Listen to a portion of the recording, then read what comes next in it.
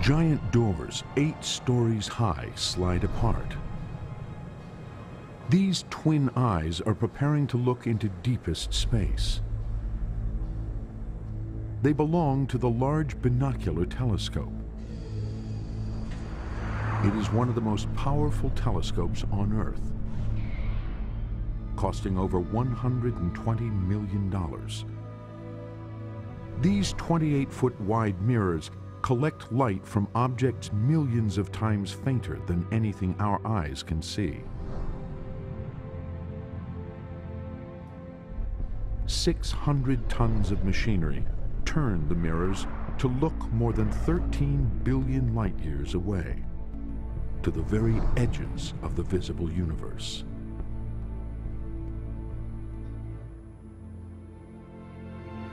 Super telescopes like this are taking real images that illuminate the darkest corners of our skies.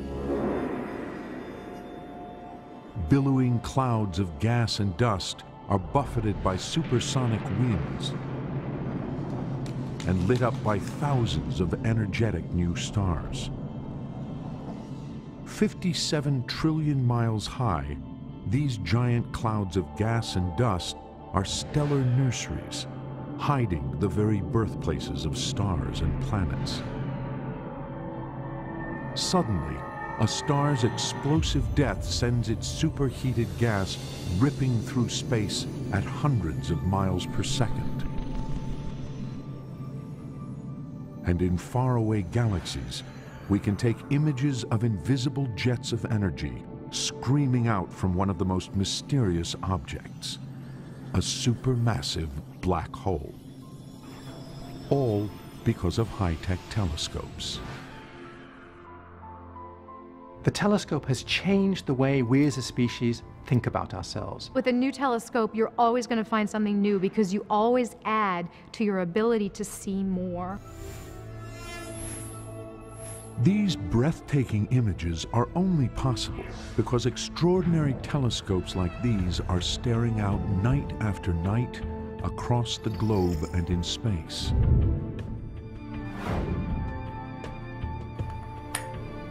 Over the past 4 centuries, revolutions in technology have transformed this groundbreaking instrument.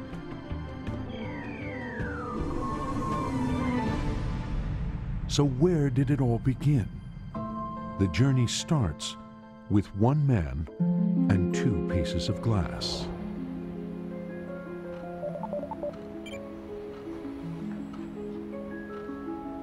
It is the summer of 1609.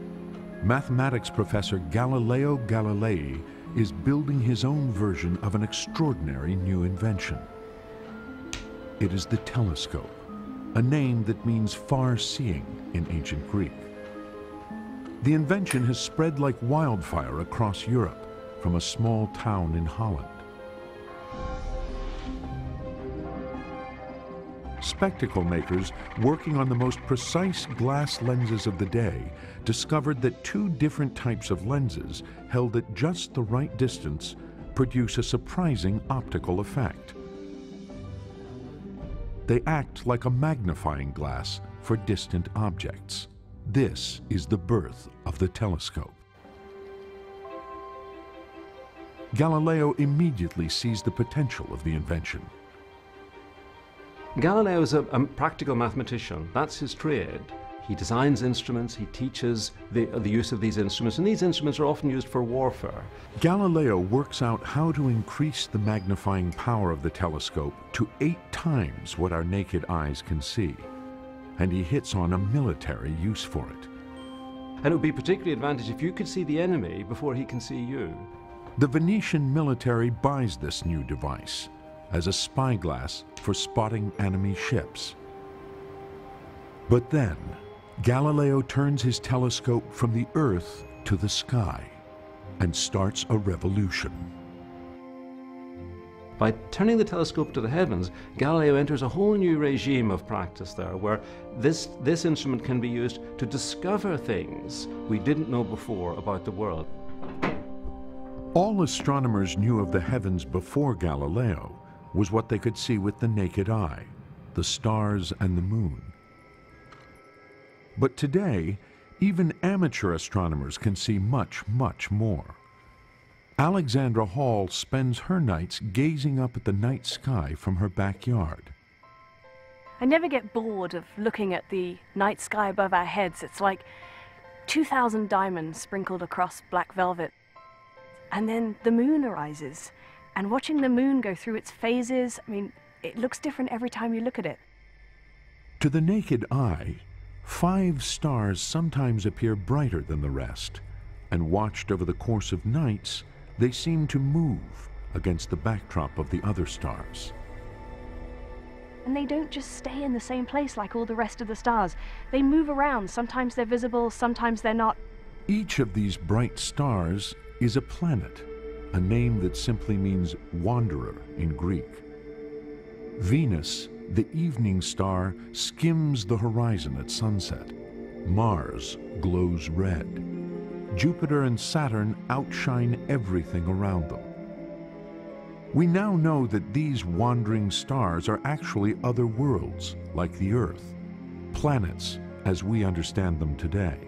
But in Galileo's time, everyone believes they are just stars. There is only one world in the universe, our Earth, and it sits at the very center of everything. The sun appears to circle the Earth during the day, and over the long course of the night, the moon and stars also appear to rotate across the heavens, circling the Earth in giant orbits. When you stand outside, even just for a few hours at night, you suddenly notice that all the stars, and the planets and the moon, everything is wheeling around your head. It's like you're at the center of things. Really quite a powerful feeling. But Galileo is about to show that this is just a feeling. He starts to shake the known world order when he looks at the moon. The belief in his day was that all the heavenly bodies were flawless. In the old cosmology, the moon was a heavenly body and therefore perfect. But looking across 250,000 miles of space, Galileo sees something very different from the smooth sphere he expects. He sees instead a moon scarred with craters and valleys. It must have been an extraordinary moment for Galileo to peer with his little itty-bitty crummy telescope at the moon and see craters, mountain ridges, valleys. He saw for the first time geographical terrain on another astronomical object. This means our Earth is not unique in the cosmos. These patches that you see are mountains. The moon isn't smooth. It's like the Earth. But this is just the beginning. Next, Galileo turns his telescope on Jupiter, one of the wandering stars. He sees it as no one has ever seen it before. This is an exact computer reconstruction of what Jupiter looked like through Galileo's telescope. Calibrated on Galileo's actual lenses, it shows what a challenge he faced. A replica of his telescope reveals how hard it is to get a still image. Well, when I actually got Jupiter in the telescope, it was really difficult to focus because the lens quality is not very good compared to the lenses that we would get today. To the naked eye, Jupiter looks like a bright star, a spot of light. Seen through Galileo's telescope, all other stars remain as spots of light. But Jupiter suddenly appears as a much larger round disk. This blurry, shaky view of Jupiter is a revelation. Galileo comes to an extraordinary conclusion. Jupiter must be a sphere, another world, a planet as we understand it today. And around it are even more surprises. Picture yourself, you've just glued a little piece of glass on the front of a long tube, and to your utter surprise, you see 2 or 3 or maybe even 4 stars next to Jupiter, like little ducklings following a duck. Night after night, Galileo notes the changing position of these new stars. Imagine your surprise. Why should stars be following Jupiter? And of course, Galileo learned only after a week or two of watching those little ducklings following their mother that those, in fact, were moons orbiting Jupiter. Galileo knows he has something spectacular on his hands. He publishes his findings in a book called The Starry Messenger. It is the most explosive scientific book ever written. Its impact was immediate. Galileo became a superstar overnight. But the biggest revelation is yet to come. Galileo is recording something that will change our view of the universe forever. He observes the planet Venus changing shape and size over a period of months. As Galileo watches, Venus transforms week after week from a large crescent to a small round disk. Then shadows creep again across the planet, returning it to a large crescent. To Galileo, the pattern of shadows he sees on Venus can only mean one thing. Venus is going around the sun. But the belief at the time was that everything circled the Earth. Earth is no longer the center of the cosmos. And so it's said to us, wow, we're not at the center of the universe anymore. These very simple observations literally rocked the foundations of the world. No longer is the Earth the center of the universe. The sun is the center of the universe, despite what our ordinary senses tell us. But these discoveries famously bring Galileo into direct conflict with the Roman Catholic Church. The Church taught that God placed mankind on Earth at the very center of creation. Defending a sun-centered universe, Galileo was actually challenging the authority of the Church. He was contradicting what was considered as the legitimate interpretation of the Bible, and the Church couldn't tolerate this. But what Galileo saw is the solar system we understand today. The discoveries that Galileo made, they changed the world forever. The world of science, the relationship between science and religion, and the universe forever. This is the universe Galileo helps reveal. Planets and their moons orbiting the sun. Telescopes today now reveal this solar system in detail that Galileo could only dream of.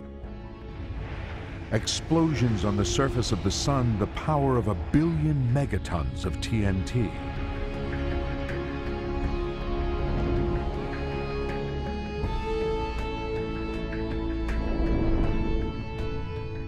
Features in the Great Red Spot on Jupiter, a vast stormy vortex large enough to swallow 3 Earths.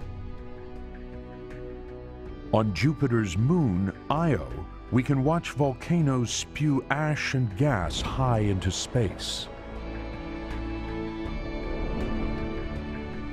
On Mars, a canyon 5 times deeper than the Grand Canyon.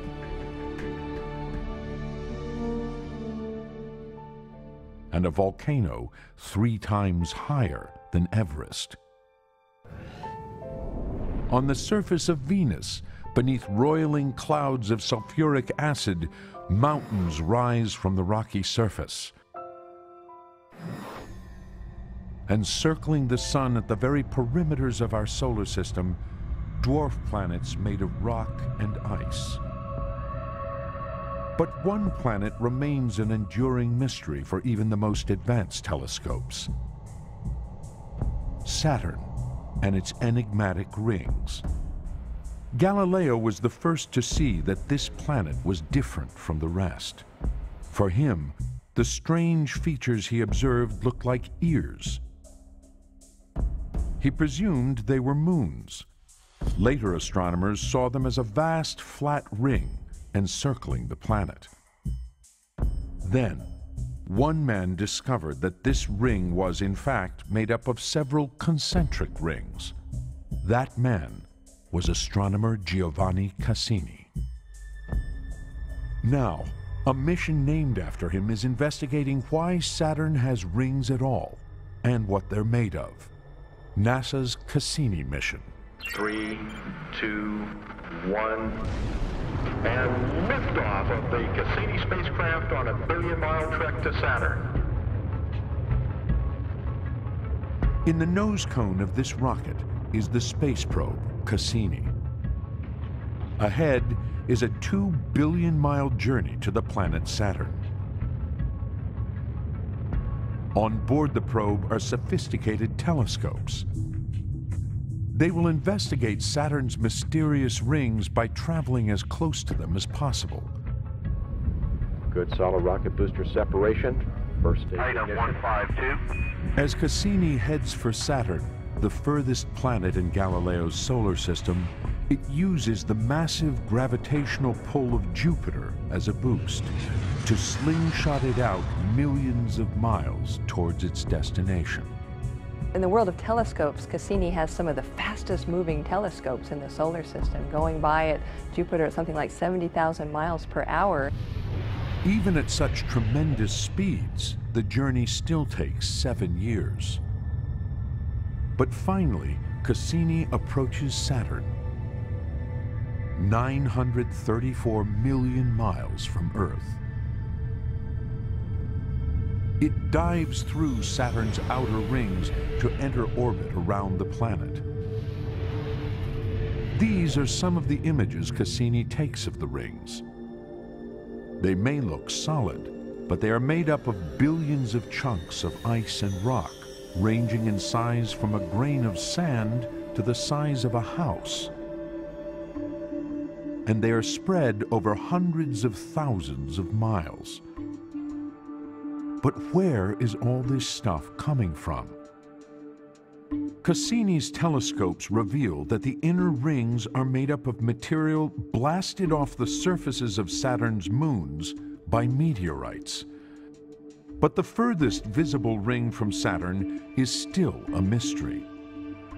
This image taken by Cassini shows that unlike the innermost rings, the outermost ring is a ghostly mist of microscopic particles. Astronomers suspect that the icy moon Enceladus could be where the mist is coming from. But until now, no one has been able to work out how. Then, Cassini's telescopes see something never observed before. Vast plumes of vapor streaming from fissures in the surface of Enceladus. These plumes go up hundreds of kilometers. That's pretty exciting to find erupting out of an icy moon. Could these plumes be the source of the outer ring? To find out, Cassini's telescopes do something extraordinary. They fly through the plumes and taste the vapor with onboard detectors. That's a spectacular thing to be able to do, to be able to tap the interior of an icy satellite. Back at Mission Control, astronomers analyze the data streaming in. The vapor pouring out of Enceladus is made up of ice, salt, and ammonia. It is exactly the same material as the outer ring. It can only mean one thing. Enceladus's plumes are the source of the misty ring. This is a major discovery. Cassini's spaceborne telescopes are solving the mystery of Saturn's rings that has plagued astronomers for centuries. Telescopes today are journeying deeper into space and searching further to discover secrets that Galileo could never have imagined. But to capture pristine images like these, telescopes had to undergo a dramatic evolution. Back in the 1650s, the first step in this evolution was going to great lengths, quite literally. Telescopes became very long, 15, 20 feet. The problem with early telescopes was fuzzy images. The reason? The shape of the lens. As NASA astrophysicist Kim Weaver demonstrates, when a strongly curved lens bends or refracts beams of light, the light doesn't all come to a single point. First of all, the different beams of light don't line up, and so the image that you get with this lens would be really fuzzy. Also, some of the light has its colors split out, and that distorts the image. The only way to minimize the blurriness and the rainbow colors is to use thinner lenses with a shallower curve. Because the light comes to a focus further from the lens, refracting telescopes get longer and get greater magnification. 17th century astronomers make ever thinner lenses and space them further apart. By about 1660, telescopes had magnified 50 or 100 times, and those lengths increased and increased and increased. This is the first space race. On the quest to see ever further, telescopes reach absurd proportions, up to 150 feet in length, half the length of a football field. These unwieldy telescopes are better, but astronomers want to see even more detail, and these telescopes don't eliminate the rainbow colors altogether. Then, one of science's greatest minds sets out to solve the problem: Isaac Newton. He takes a look at light itself. Newton found that white light was in fact composed of all these different colors, the colors of the rainbow. As white light passes through a glass prism, it bends or refracts, breaking up into the colors of the rainbow.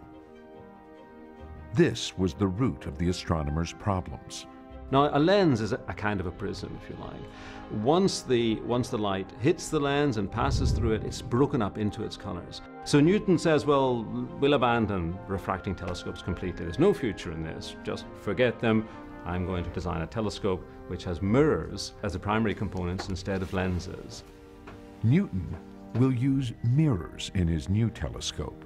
He believes he can do this because when mirrors are curved, they bring light to a focus, just like a lens. I'm using this lens right now to focus the light from the sun behind me. And if I hold it just right to a point on the card, oh my goodness, it's catching on fire. That was smoking. Next up, the curved mirror. And you can see as I bring it closer to the focal point of the mirror, it actually begins to burn the paper again. But there's one critical difference between a mirror and a lens. The light bounces off the mirror's surface. It doesn't pass through it, so there are no rainbow colors. Newton creates a tiny telescope only 6 inches long. He makes a curved mirror only 1.5 inches across and inserts it into the base of the tube. Light from the heavens passes down the tube, reflects off the curved mirror, then reflects off a second flat mirror, and is focused by an eyepiece. This small reflecting telescope works just as well as a 4-foot telescope that uses lenses. Isaac Newton, in creating the first reflector, eradicates rainbow colors, a problem that has plagued telescopes since the time of Galileo. Today, telescopes stare out from observatories across the world and in space. They are expanding our view of the cosmos, capturing light that has been traveling across our universe for billions of years. The clarity is so exceptional that these real images continue to amaze and inspire us. All these telescopes rely on large mirrors with the perfect shape. Making them is a feat of precision engineering. Deep below the football field of the University of Arizona is a high-tech mirror lab, where glass blocks are melted in giant furnaces at over 2,000 degrees Fahrenheit, the temperature of volcanic lava. The hot liquid is spun into super smooth curved dishes. The 20-ton discs of cooled glass are then ground to within fractions of a human hair to make the precise shape. It is only when a thin film of aluminum is applied, only 100 nanometers thick, that the glass dishes become mirrors, like those of the large binocular telescope in Arizona. At 28 feet wide, these mirrors are 64,000 times the size of Isaac Newton's first mirror. And they can collect light from stars billions of light years away. In Isaac Newton's day, making large mirrors exactly the right shape is far too difficult. It will be a century after Newton before a new pioneer picks up his revolutionary design.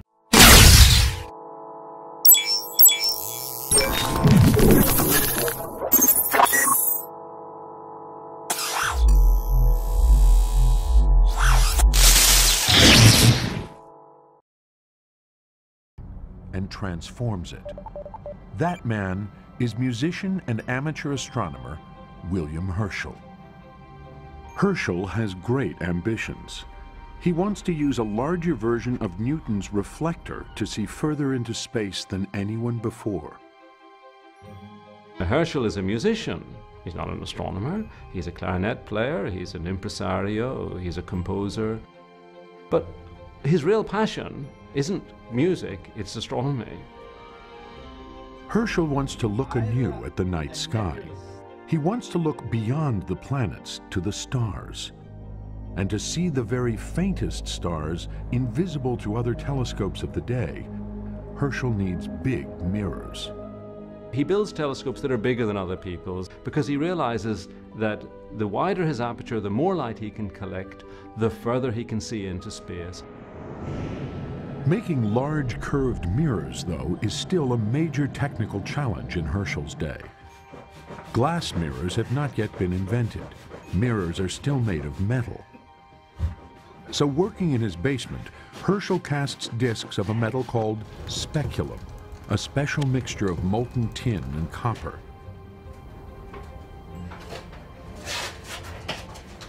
These will become his mirrors. We don't know what the neighbors thought of this mad fiddler burning the entire road down.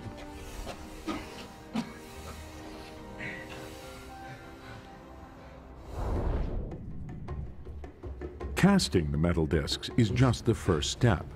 To become mirrors, the cooled flat discs need a shiny curved surface.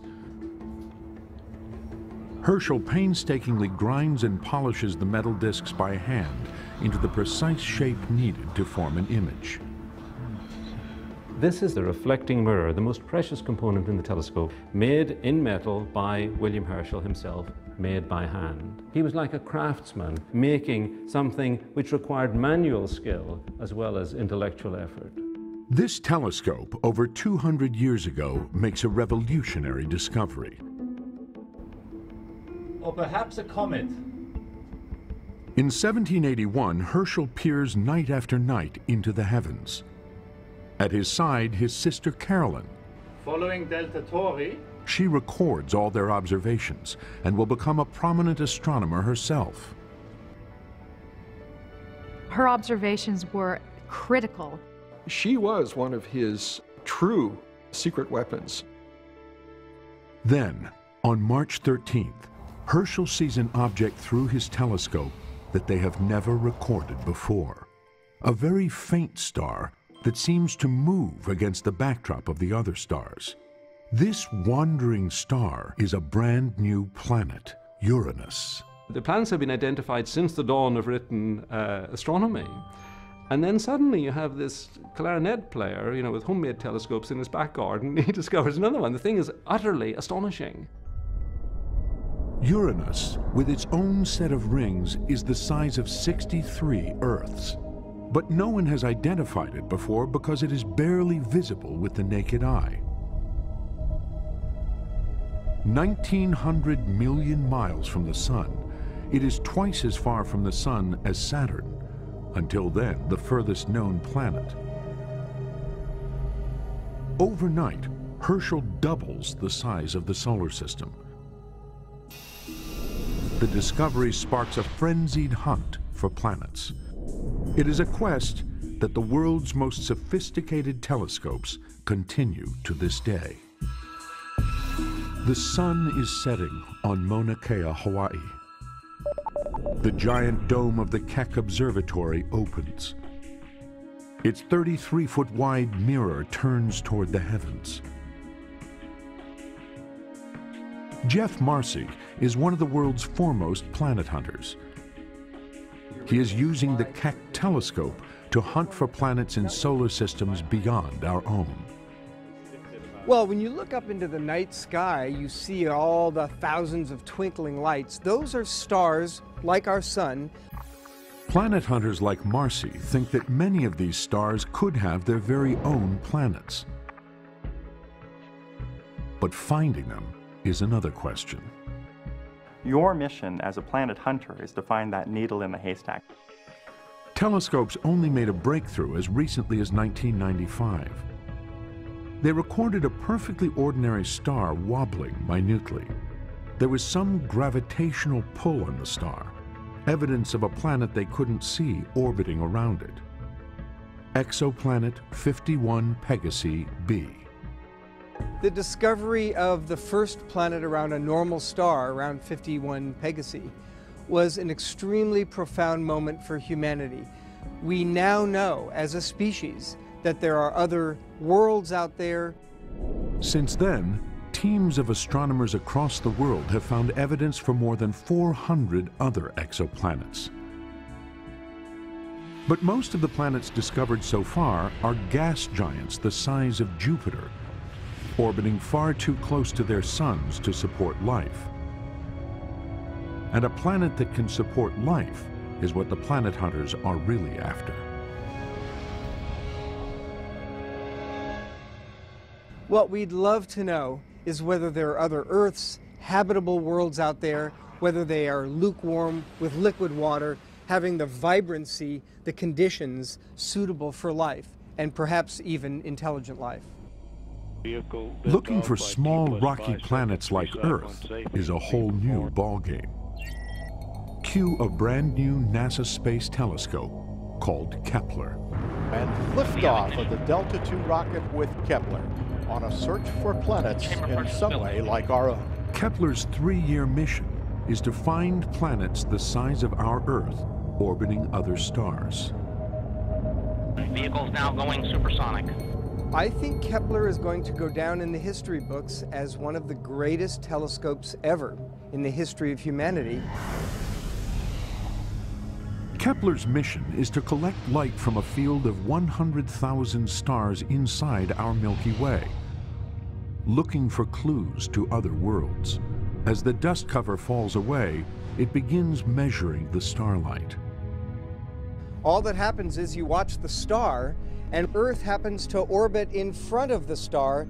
It blocks a tiny fraction of the starlight on its way, and when it blocks that light, the star dims a tiny amount. Kepler has already discovered several new exoplanets. It hasn't found an Earth-like planet yet, but astronomers believe it is only a matter of time. I believe in the next few years we will have the first detections of Earth-like planets, places that you might indeed want to call home. Though Kepler is looking at 100,000 stars, this is only a tiny patch of the sky. There are hundreds of billions more stars out there to search. The hunt for exoplanets requires that we look at hundreds of thousands of stars. So planet hunter David Charbonneau uses more down-to-earth technology. The revolution has been to use Hubble telescopes to study the closest stars. Using small robotic telescopes, he scans 2,000 stars that are far less bright than our own sun. This makes it easier to spot a small planet passing in front of it.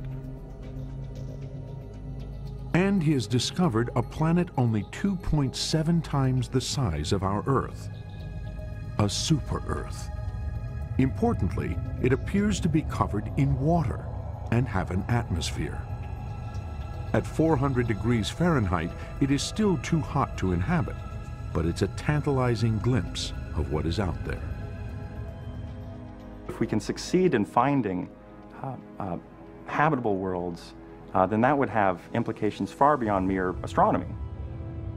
In a bid to find habitable planets, the professional astronomers are getting a little bit of help on the side. Amateur astronomers are central to our understanding of planets orbiting other stars. The amateur astronomers are stationed, of course, all over the world. They have telescopes which are certainly large enough to conduct the survey. Ron Bissinger is one such astronomer. He is following in the footsteps of William Herschel and his discovery of Uranus. When I come up here every night and open that thing up, fire up the telescope, fire up the computer, I know the target star I'm going to look at. Everything's mine. That's my world alone. I may, for that night, be the only human being looking at that star. He has a telescope advanced enough to help out the professionals. Professional observatories cannot spend the time staring at one star night after night after night, but we can. He too waits for the telltale dimming of a star's light, just one star at a time.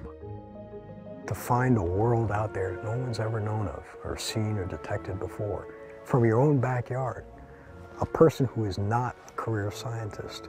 I don't know of any other scientific endeavor where somebody like me or so many other amateurs can do that kind of thing. Bissinger's patience has paid off. He has already discovered several large exoplanets of his own, though all are too close to their suns to support life. Like all known exoplanets, they orbit stars within our galaxy. We know today that this is a vast collection of stars in which our Sun, Earth, and solar system also reside. But just over 200 years ago, we didn't even know we lived in a galaxy. Discovering this just by looking at the stars would be a great challenge. In 1781, William Herschel is the man who takes the challenge on. To do it, he just needs a bigger telescope. He builds a reflector 20 feet long. With this, he is able to see more stars than any other telescope on Earth, and he observes one part of the night sky in particular. The strip of stars we call the Milky Way. This will be Herschel's key to the shape of our galaxy. On a clear night, the Milky Way is a majestic spectacle. A brilliant band of starlight arcing overhead. To the ancients, it looked like milk had been poured across the sky, and it's why the Greeks first called it the Galaxias Kuklos, or Milky Circle. It's from this we get our word galaxy. It fascinates astronomers to this day. The Milky Way stretches across the sky from horizon to horizon. It's like a big band that goes all the way around us. And so from here on Earth, it's kind of like we're sitting on the hub of a wheel, and the Milky Way is a big tire all the way around us. Looking through his telescope, Galileo was the first to discover that the Milky Way is made up of stars. But no one knows it is a galaxy. They don't even really know what its shape is.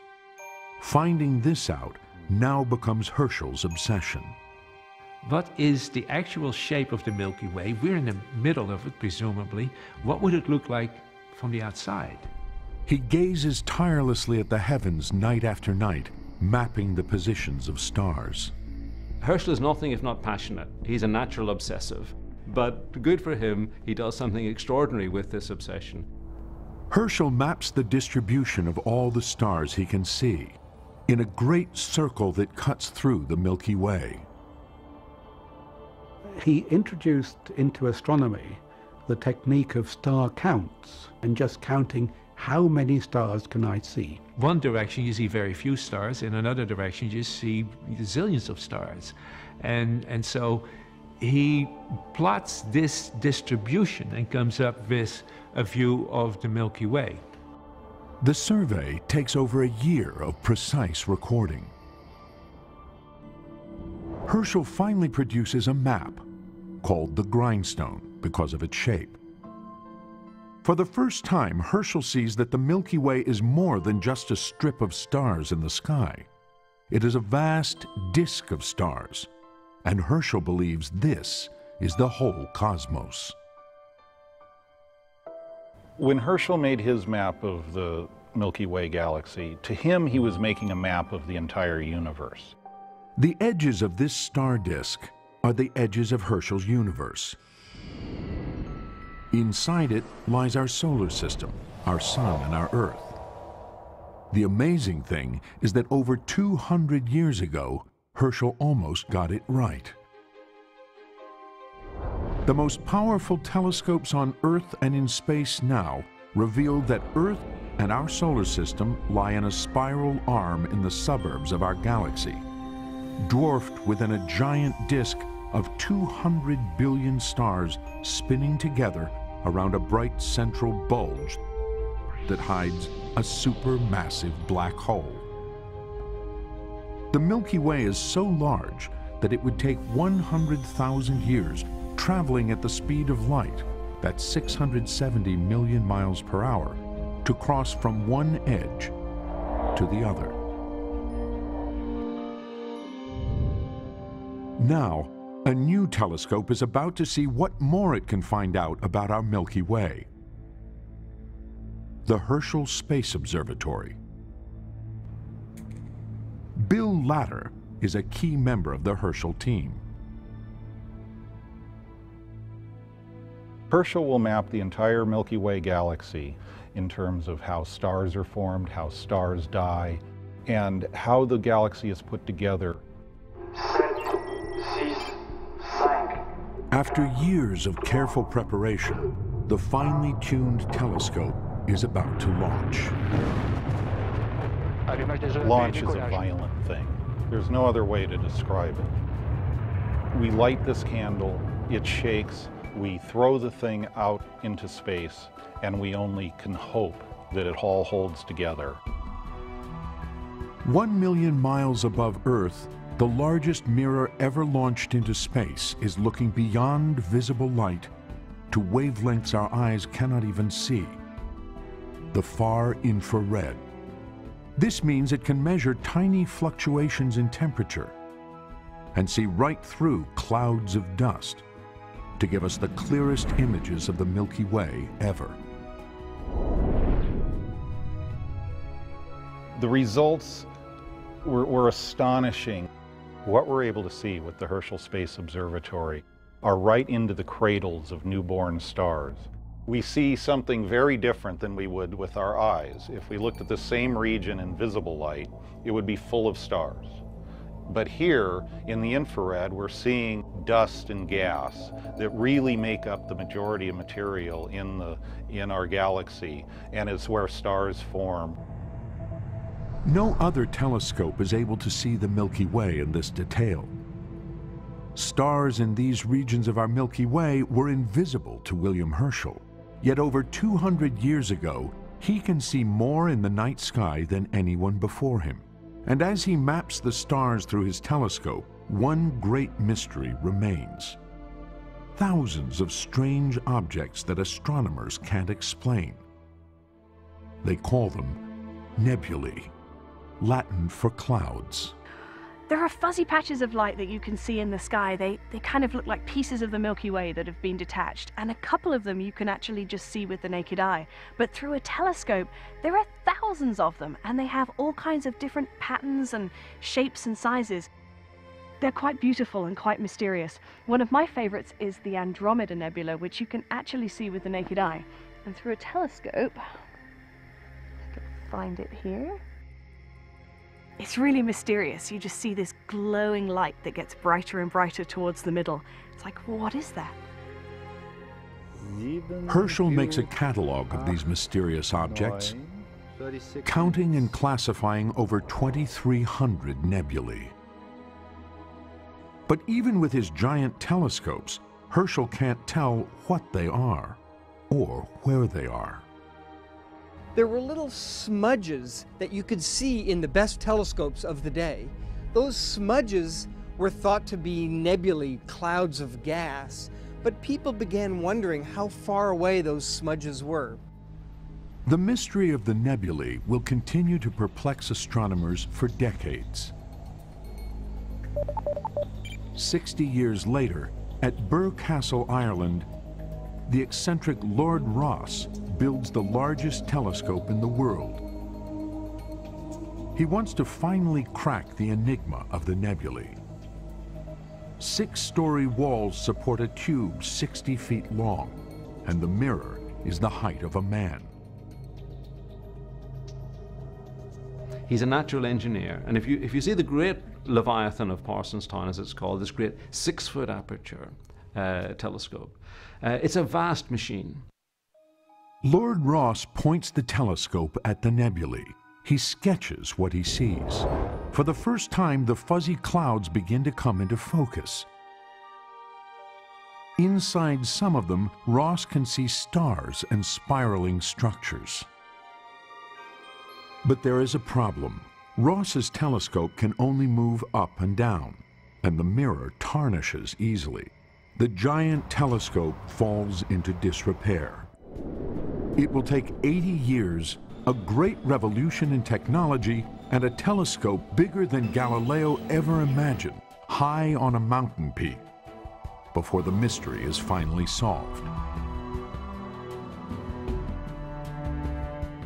This great telescope on Mount Wilson, California, will reveal that the spiral nebulae, first sketched by Rosse, are in fact separate galaxies beyond our own.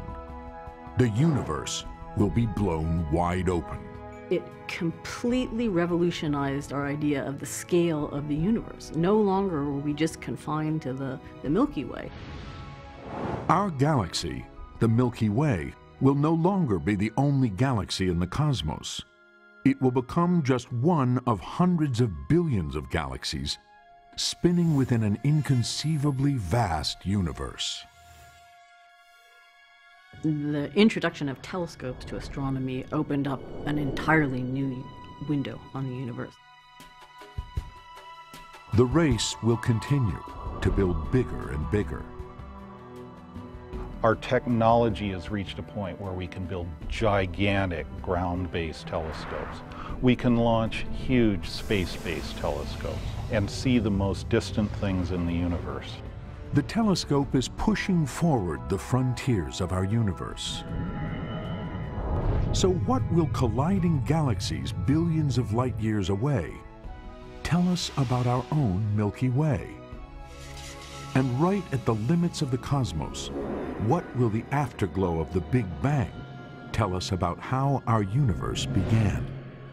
Every time you try and explore a new part of the universe, we have these great discoveries and these great surprises. Most surprising of all, telescopes will reveal that right now we can only see 5% of the universe. Only a few percent of the total matter and energy content of the universe consists of things that we can see. So what is the rest of the universe made of?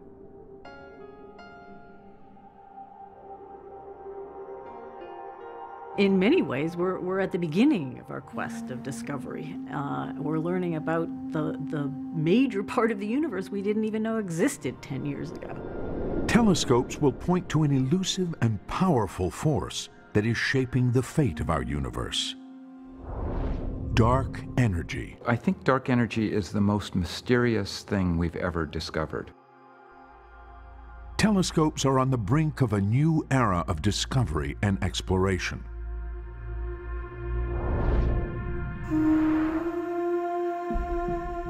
It's such an exciting future to think about all of the discoveries yet to come.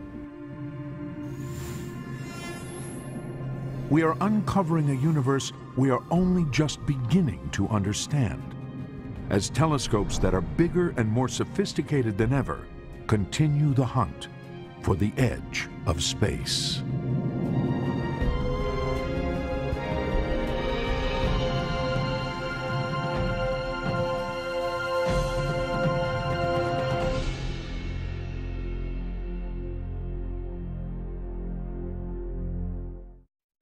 On NOVA's Hunting the Edge of Space website, see the next generation of giant telescopes and learn more about our cosmos, filled with black holes, dark matter, extrasolar planets, and other mysteries. Find it at pbs.org.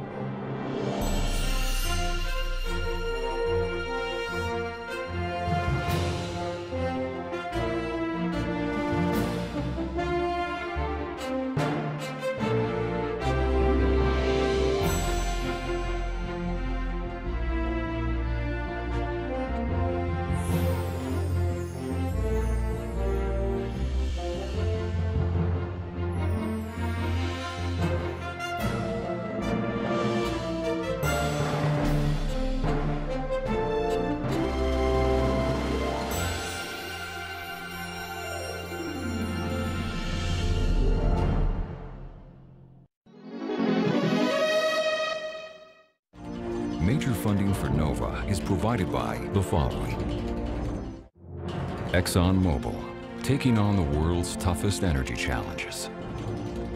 And by David H. Koch. And discovering new knowledge. HHMI. additional funding for Hunting the Edge of Space is provided by the Alfred P. Sloan Foundation to enhance public understanding of science and technology in the modern world. And by Mount Cuba Astronomical Foundation. And major funding for NOVA is also provided by the Corporation for Public Broadcasting and by PBS viewers like you. Thank you.